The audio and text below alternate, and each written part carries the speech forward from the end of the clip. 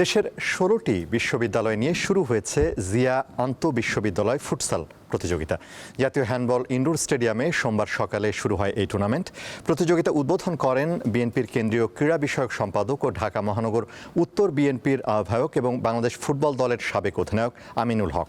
জাতীয় দলের সাবেক মিডফিল্ডার জাহেদ পারভেজ চৌধুরী সহ ক্রীড়াঙ্গনের বিভিন্ন সংগঠকদের পাশাপাশি কেন্দ্রীয় ছাত্র দলের সিনিয়র সহ সভাপতি আবু আফসান মোহাম্মদ ইয়াহিয়া উপস্থিত ছিলেন। ৩ দিনের এই টুর্নামেন্ট শেষ হবে ৩০ জুলাই।